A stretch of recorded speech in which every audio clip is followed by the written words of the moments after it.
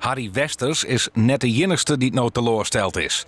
De kater is echt grut bij de voorstanders van het plan op het eiland. Ik ben best heel erg teleurgesteld. Ik zag heel veel goede kansen voor Ameland en het gaat nu niet door en dat vind ik jammer.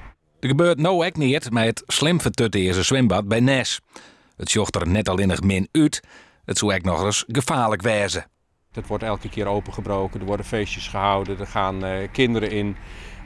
Tieners, er worden feestjes gegeven. Het is helemaal verkrot. Het heeft al een keer een kleine brand gehad.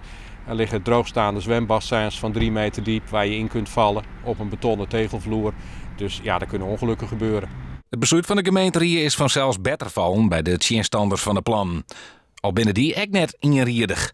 Kijk, wij hadden een actiegroep met ook wel een verdeeldheid in. Er zaten mensen bij die zeiden van het moet helemaal niet, zeg maar. Geen wellness en geen hotelbouw. Mijn persoonlijke mening is dat wellness, daar heb ik op zich helemaal geen bezwaar tegen. Maar de grootbouw, dat is mijn grootste struikelblok eigenlijk. En ook een hoop mensen in die actiegroep wel. Daar ben we onderhand een beetje klaar met. Waarom naar het politieke toneel? Het verzet van de bevolking had daar een wichtige rol spelen. Nou ja, zo, ik vind wel als partij dat je echt naar de burgers luisteren moet. En in dit geval denk ik dat we dat niet in hebben. De burgers weer nou in grote getalen tjen. En waar ben ik, of waar is uw partij, om dan te zeggen van we doen het wel. Rietslid Groenewold stemde tjen zijn eigen wethouder, omdat een recreatiegebied toch de plannen ontaast te worden zoeken.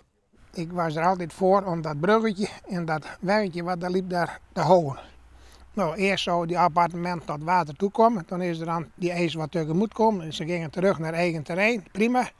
Maar ja, wat verbaasde mij, toen zeggen ze, nou moet het water maar heen gebracht worden. Toen ging dat bruggetje en dat fietspad al weg. Het is nou wachten op een nieuwe investeerder. Westers zocht het in elk geval net meer zitten.